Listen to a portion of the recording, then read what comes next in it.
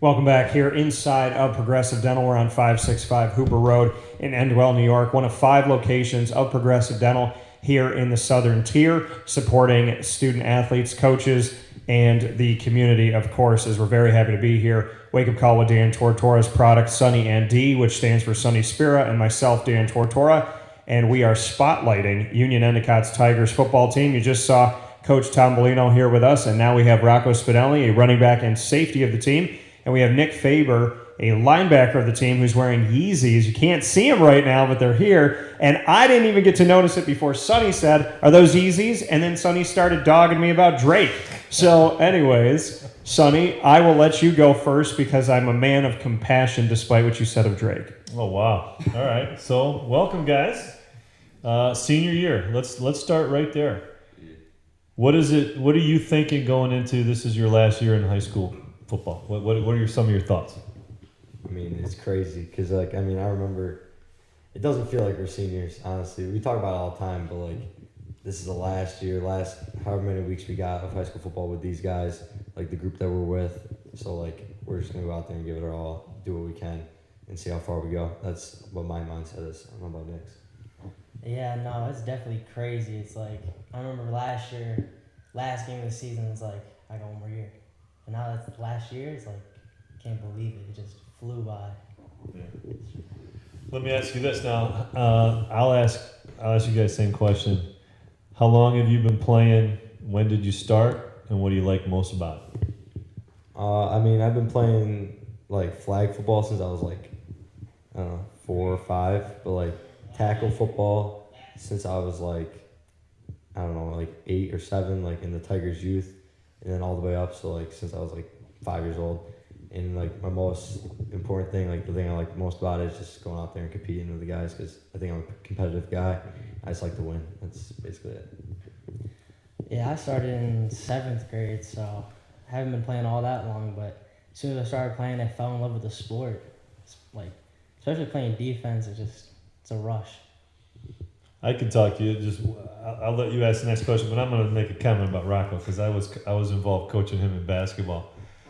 He played a basketball game when I didn't think he could move and walk. He was sicker than anything. I think he sucked down as many Gatorades as he could, and he came in because it was an important game for us to qualify for the state. You remember it. And he came out and he not just gutted it. I had a great game. I thought he wasn't going to survive, let alone compete. So when he says he's a competitive kid, he's a competitive kid. And having that competitiveness, that hunger, there's something to be said about the style that is football. And you heard Coach talk about it, that he likes the violence. And you were just talking about you can go out there and hit somebody. What made you start in 7th grade? What finally got you on the field? The funny part is I always played baseball because my mom never allowed me to play. She was always scared to get hurt. But it was always my Little League coaches, his dad being one of them, that just pushed me into the sport. And come 7th grade, I told my mom I'm playing. That's when I started and fell in love. You just said something that I don't think ever works. And you just said, I told my mom. You told her what was going to happen. I know that in my house, my mother taught, and she still to this day at 35 years old, she just said it last week. She said, my son played basketball. I told him if he played football, I would break his arms and break his legs before he got on the field so that he knew it. Basically she kept me off the field. So how did the conversation go when you told your mother, hey, you've had your fun, now I'm playing? She was definitely worried, but I told her as long as I'm safe in the end, it's all right. And went on the field, and it was different. She was always my supporter, so she grew around it eventually. Took a little while, but she came through. What's Mom's first name? Nicole. Shout out to Nicole, whose son apparently, I can't wait for you to go home and have you told me you were going to play. I can't wait for that conversation with Mom. This is for both of you. I play football because blank. What feeds you, what makes it happen? Fill in the blank for me. Nick, you first. I play football because it's really a team bonding sport. You can go and not know any of the guys, and within the first week, it's like their family. It's definitely just, you can call them your brothers. That's what I love the most. Rocco? Yeah, I can agree with Nick on that. Like, football is the only sport where, like, not really the only sport, but, like, one of the bigger sports where, like, you can actually go out there and seriously get, like, hurt. So, like, you need to have, like, a family, like, with you. Like, brothers that actually have your back and, like, actually, like, care for you. Like, I played basketball and baseball also, and, like, we're still, like, close and brothers and stuff. But, like, I don't go out there before baseball or before basketball games. Like, you never know. This could be, like, you can get one hit and then you could be done. Or, like, your teammate, something like that. So, like, it's just really the close-knit group that we have. And I love it. What are some of the things you hope to accomplish as a team and as an individual this year? As a team this year, I just want to compete and just go out there and give it our all, improve on what we did last year. We finished 3-3 last year, but I think the record really didn't really reflect that. I thought we were a lot better than what the record showed because, like, three of our losses, they were all one-score games. The game to Johnson City, we were in the red zone 7 times and we didn't end up scoring. We ended up turning the ball over, fumbling. And then Maine Enwell, we got down to the 1-yard line in the last play of the game, and then time ran out. And then Vestal, we held them to 70 yards total in the game, and we just lost by a touchdown on basically their defense. So my goal is this year, obviously, to improve on our record, but to go out there and compete. And my individual goals, just get better. And I mean, I don't really have an individual goal really this year. Just work with the team. Okay. How about yourself, man? I mean, Rocco said it best. We're all just competing at the end of the day. Definitely want to have a better season than we did last year, but last year didn't really reflect on what our abilities were. And this year, I'm feeling good about it. Like, it should be a good season. I feel it. As captains, what do you guys feel is your responsibility?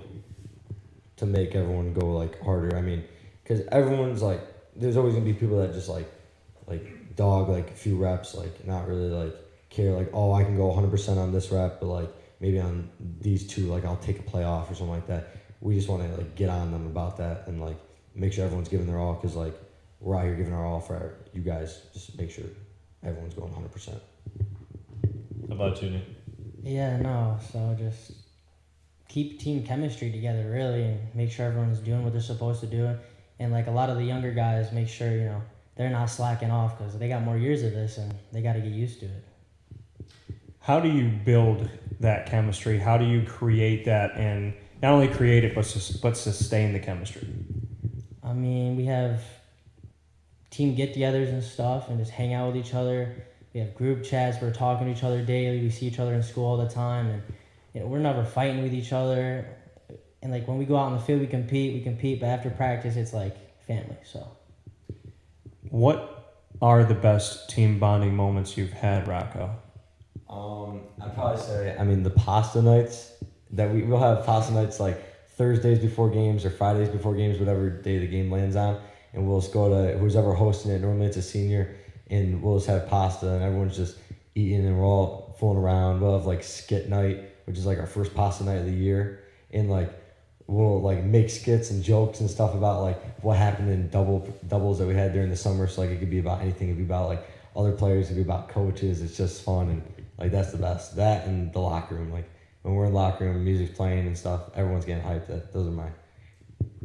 You said skit night. I got to jump in this. I got to learn more. So, what's the best skit that's ever been done, and who did it?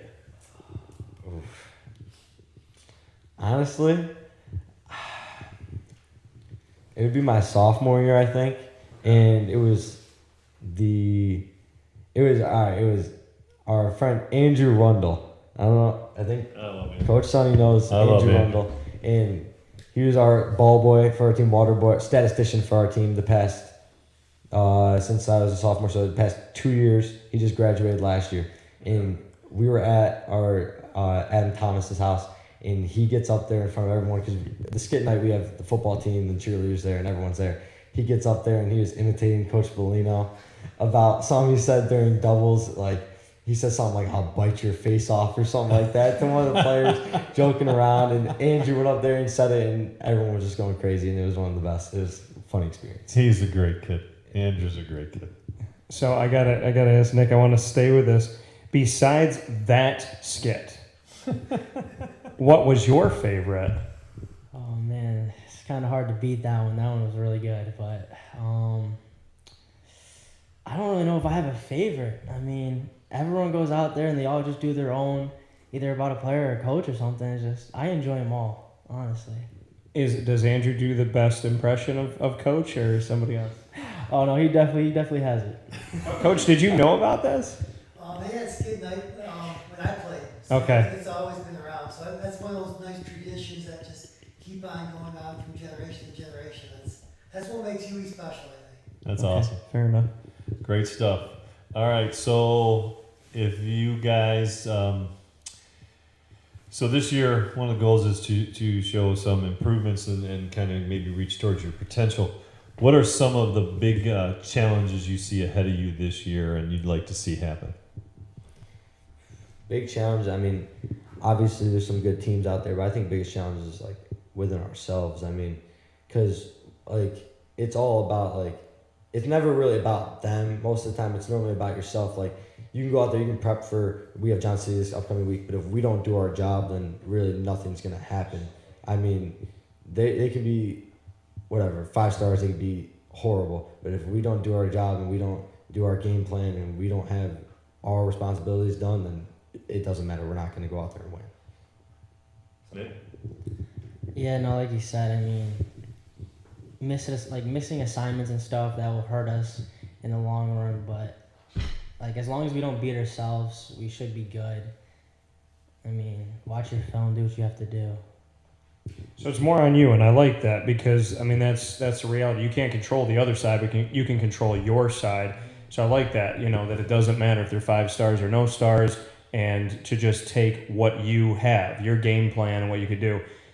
How long did it take you to get there, Nick? I mean, to a point where you stopped thinking about what was out of your control and you started focusing on, hey, listen, we have a plan. We have, what the coaches have given us. We have our workouts. We have our practices. I'm just going to focus on my teammates and I. I mean, it was at the point where it's like, it's a team game. Like, if you lose as a team. So everything you do, you have to do together. To improve, you have to be together. To get stronger, you lift together. Everything it's just a together sport. So, I mean, I never stressed on a loss or anything. It was just after a loss, we, fixed the loose ends, came back to practice, and got better. Rocco, how long did it take you to get to a point where you stopped caring about things that weren't in your control? Well, I mean, there was a few things. Like when I got pulled up, I mean, I was grateful that the seniors that we had when I was like freshman and sophomore year, they really like taught us like about UE culture. Coaches are always harping on us about it. But I mean, one of the times probably when like COVID started and stuff and you weren't out there with your friends, you like weren't out there really with others and you're just focused on yourself. That was sort of like one of the bigger times when I was just like, you just got to get yourself together first, like, and then everything will fall in place. So like, you got to work for yourself. And then when the season comes, like in the off season, we didn't have any of the gym, wasn't open at our school at least. So like, you have to take the time for yourself to go put in the work for the gym. If you want to go to the field, you have to go yourself. So like, that's when I think really was like a key factor. Any aspirations to play beyond high school? Oh yeah, I would for sure. I'd like to play beyond high school. Yeah, I have hopes to play after high school. Great. So final piece here is rapid fire. You saw Coach go through it. Sonny and I are going to ask you each a question, and then you get to ask us. I will start with Rocco. So I know you've known Sonny for a while. Yeah. Tell me 3 words that you would use to describe Sonny Spira. Okay. Intense. When we get in the games, intense. A shooter. You can shoot it a little bit. Okay. And Don't look at me. shooter. Just a good guy. I mean, Sonny. Because I have him for basketball. We have Coach Mahalik, who's a little bit more upbeat and really like on you, and then you have Coach who's just back here. He knows some stuff, and he's just laid back, good guy. He's the good guy in the bad cop, good cop role. So, All right. Fair enough. Some good stuff being said. Nick, I got to go back to the Yeezys. So Are you truly a Kanye fan? And then secondly, is this your only pair of Yeezys? And why did you choose this pair? I mean, Kanye's alright. I just like his shoes, to be honest. I just like the way they look. But no, I have the all blacks. I have the blue tints and the cloud white reflective ones. The cloud white reflective ones. He's rocking it, man. Yeah, I like the fact that he just came out and said it. Listen, I'm not really a fan of his music. However, he's got good shoe game. I like that. All right, Sonny, take it away. Okay, so Rocco, if you could have one car to drive tomorrow, someone hands you the keys, what car would you want to drive? In all white 2021, 22, whatever the newest one, G-Wagon. I just like them. I mean, Lamborghinis are cool, but G-Wagons are like big and like they're like Hummers, and so like I don't know, if I'm rolling around in a G-Wagon, I feel like it's pretty cool. What color interior is it? All white on the outside and then all black on the inside. I knew you. Yeah, just because the way you described it, I knew you had a picture of it, man. All right, so Nick, if you could go into any NFL locker room and hang out with one team, who would you want to go to? I'm gonna have to go with the Seattle Seahawks. All day. Why? I really want to meet Russell Wilson. He's an incredible quarterback, in my opinion. Incredible person. And Pete Carroll, he's a character. Yeah. Pete doesn't know how to run the ball on the 1 yard line. So it's a football thing. Should know, but Marshawn Lynch deserved it. That's all I want to say. All right, Nick, you can ask us both a question. So whoever you want to ask first. I'll ask you. Okay. Doing these podcasts and stuff, how do you not get nervous? How do I not get nervous?